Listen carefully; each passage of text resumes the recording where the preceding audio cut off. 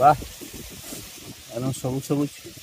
এটা সবুজ কালার পুরো নয়, কড়াইশুটির কচুরি একদম সবুজ হয় না। তুমি কি সে পালং শাকের পরিবার মতো ভাবছো না? তাহলে সবুজ লাগছে না এগুলোকে? নমস্কার বন্ধুরা, সানার কিচেনে আপনাদের সবাইকে স্বাগত। আজ আবার চলে এসেছি শীতকালীন একটা দুর্দান্ত স্বাদের রেসিপি নিয়ে। শীতকাল মানেই নানা রকম সবজি, আর সেই সবজি সব খেতেও খুব ভালো লাগে। আজকে বানাবো কড়াইশুটির কচুরি। পুর ভরা ঝামেলা ছাড়াই কিভাবে পারফেক্ট কড়াইশুটির কচুরি বানানো যায় আর খেতে একদম কড়াইশুটির কচুরির মতোই লাগে, সেটাই আজ আপনাদের দেখাবো। চলুন তাহলে রেসিপিটা শুরু করি। প্রথমেই আমি একটা গ্রাইন্ডারের জার নিয়েছি, এর মধ্যে দিয়ে দেব মৌরি, গোটা ধনে আর গোটা জিরে, আদা,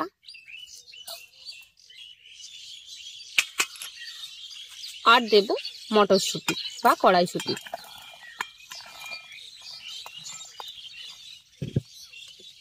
এবার সামান্য একটু পরিমাণে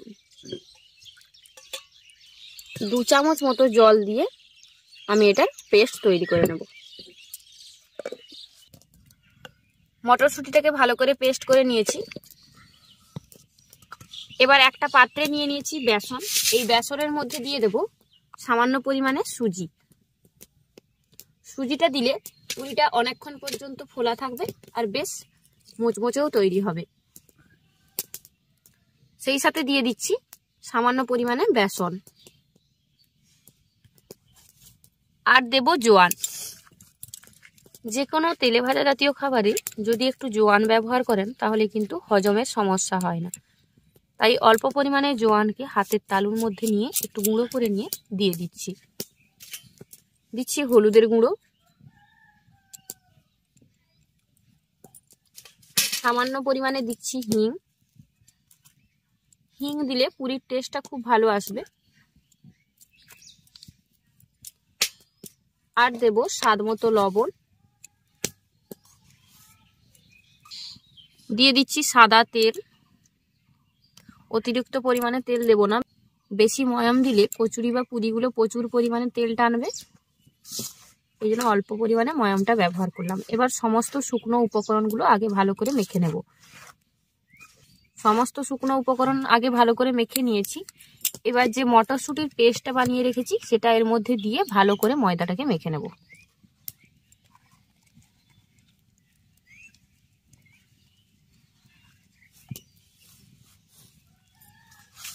প্রথমে কোনো জলের ব্যবহার করছি না, আগে মটরশুঁটির পেস্টটা দিয়ে মাখবো, পরে যদি প্রয়োজন হয় তাহলে আমি জলের ব্যবহার করব।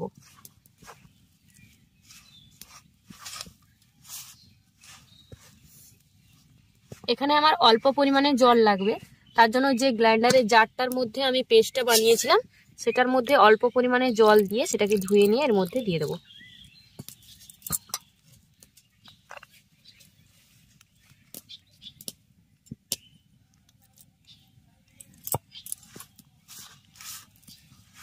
এখানে আমি 2 চামচের মতো জল ব্যবহার করলাম, বেশি জল কিন্তু লাগলো না, 2 চামচ মতো জলটা ব্যবহার করেছি।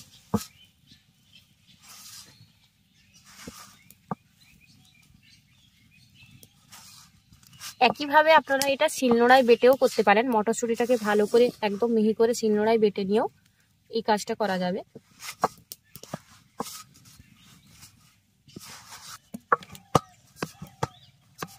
ডোটা ভালো করে মথে নিয়েছি। দেখুন একদম শক্ত কিন্তু ডোটা করবেন না, কারণ এখানে আমি সুজির ব্যবহার করেছি, সুজিটা জল টানবে, দিলে আরো শক্ত হয়ে যাবে পরবর্তীকালে। তাই একটু নরম রেখেই ডোটা মাখবে, যাতে সুজিটা জল টেনে নেওয়ার পর ডোটা ঠিকঠাক চলে আসে। এবার এটাকে ঢাকা দিয়ে 10 মিনিট রেস্টে রেখে দেবো। ফিরে এলাম 10 মিনিট পর। দেখুন ডোটা একদম ঠিকঠাক সেট হয়ে গেছে।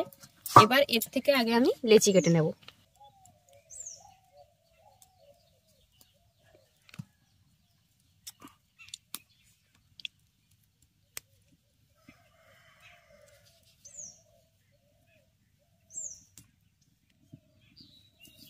লেচিগুলো কেটে রেডি করে নিয়েছি।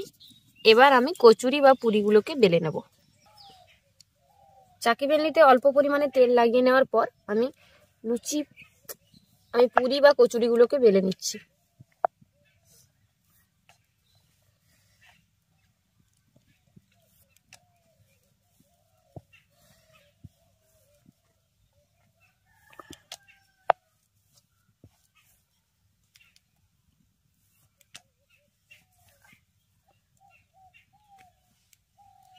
একটা কচুরি বেলা হয়ে গেছে, একইভাবে সমস্ত কচুরিগুলোকে আমি বেলে নেব।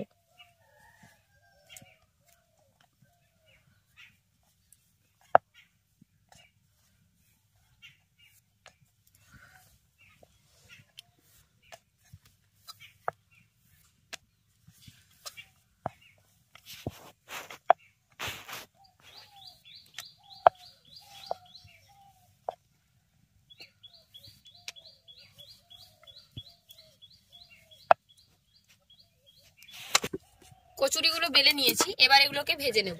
ভাজার জন্য কড়াইতে তেল গরম করতে বসিয়ে দিয়েছি। তেলটাকে আগে ভালো করে গরম করে নেব।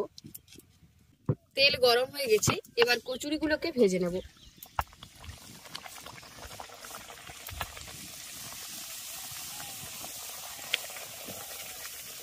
এই বাবা চলে গেল।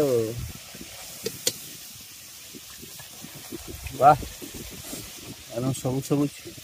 এটা সবুজ কালার পুরো নয়, কড়াইশুটির কচুরি একদম সবুজ হয় না। তুমি কিছু পালং শাকের পরিবার মতো ভাবছো না? তাহলে সবুজ লাগছে না এগুলাকে? খটখটে সবুজ রকম মনে হচ্ছে এটা। না না না, কিন্তু কোনো দিক থেকে কড়াইশুটির কচুরির থেকে স্বাদ কোনো অংশে খারাপ লাগবে না। তোমার জন্য একটু লাল করে ভেজে দিলাম। হ্যাঁ, লাল করে আমি খেতে ভালোবাসি। জানি তো আমি।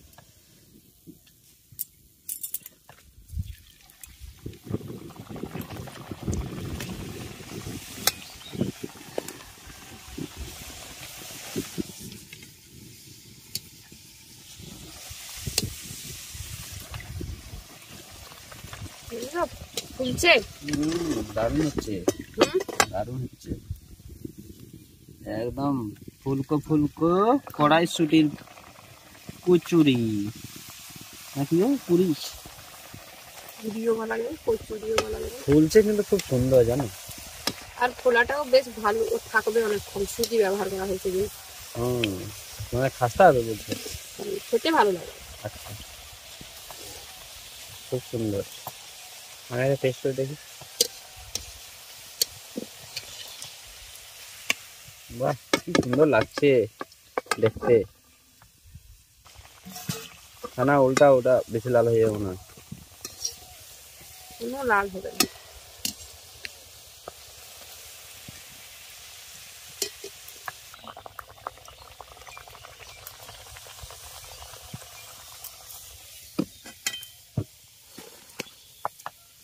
সমস্ত পুরি বা কচুরিগুলো ভাজা কমপ্লিট। এদিকে আমি বাড়িতে তৈরি করে নিয়েছিলাম মটর আলুর তরকারি।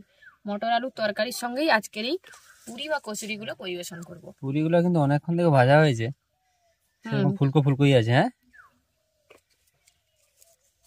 হে কার্তিক,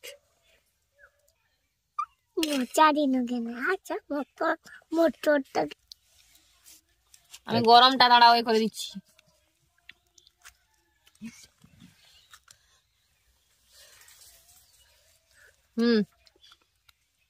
হ্যাঁ করো।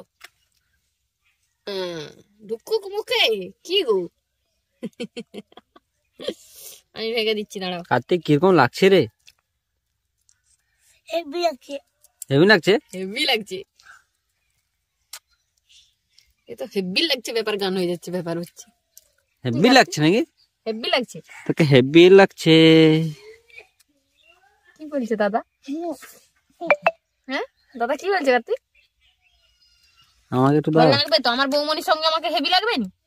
বলে দাও। হেভি লাগবে। মানে আমার একটা মাত্র বৌমনি, আমি একটা কচি কচি করে দেওয়ার, কচি কচি করে দেওয়ার তুমি আমার একটা। কি আমাদের আজকের এই রেসিপিটা আপনাদের কেমন লাগলো অবশ্যই কমেন্ট করে জানাবেন। খুব সহজভাবে তৈরি করলাম এই কচুরি বা পুরি রেসিপিটা। ভালো লাগলে বরাবরের মতো ভিডিওটিতে একটি লাইক করে আপনার ফ্রেন্ডস এবং ফ্যামিলির সঙ্গে ভিডিওটা শেয়ার করার অনুরোধ রইল। আর যেসব বন্ধুরা এখনো চ্যানেলটি সাবস্ক্রাইব করেনি প্লিজ চ্যানেলটি সাবস্ক্রাইব করে নেবেন। সেই সাথে যারা ফেসবুক পেজে দেখছেন তারা অবশ্যই ফেসবুক পেজটি ফলো করে নেবেন। আর আপনারা আর কোন কোন রেসিপি দেখতে চান সেটাও আমাদেরকে কমেন্ট বক্সে কমেন্ট করে জানাবেন। আমরা রেসিপিগুলো আপনাদের দেওয়ার চেষ্টা করব। আর যেসব বন্ধুরা এত সুন্দর সুন্দর কমেন্ট করে আমাদেরকে উৎসাহিত করছেন তাদেরকে অসংখ্য ধন্যবাদ জানাচ্ছি, কারণ আপনাদের এত সুন্দর সুন্দর কমেন্টই আমাদেরকে উৎসাহিত করে নতুন ভিডিও তৈরি করার জন্য। আজকে এই পর্যন্তই বন্ধুরা, আবার দেখা হবে অন্য কোনো রেসিপি নিয়ে। ভালো থাকবেন, সুস্থ থাকবেন। আর বর্তমান ক্যামেরাম্যানকে আগে খেতে দিতে হবে, না হলে অবস্থা খুবই খারাপ। দাও, তোমাকে একদম ডাইরেক্ট দিয়ে দিচ্ছি, দেখবে পুরির মধ্যে একটা ফুটো করলাম। একটু আলু দিয়ে দিলে একটু মটরের তরকারি দিয়ে দিলাম। এই নাও। হ্যাঁ এত হিংসুটে তুমি কার্তিককে খাইয়ে দিলাম বলে তোমার হিংসুটা আমি গেল নাকি? তুমি এত বড়টা তোমাকে খাইয়ে দিতে হচ্ছে। দেখেছো কার্তিক তোমার সঙ্গে কিরকম হিংসা করছে। রেসিপিটা কিন্তু খুব সুন্দর হয়েছে, আপনারাও বাড়িতে একবার ট্রাই করে দেখবেন, খেতে খুব সুন্দর। আর মটরশুঁটি যদি কেউ খেতে না চায় তাহলে এইভাবেও রান্না করে খাওয়ানো যায়। যেমন আমি সবসময় সমস্ত কিছু খাই না, কিন্তু একটু বেঁকা ভাবে করে দিলে আমি সব খাই, কিন্তু আমি সোজা ভাবে খাই না। এটা বলে দাও। টাটা বন্ধুরা, দেখা হবে পরের ভিডিওতে। কার্তিক।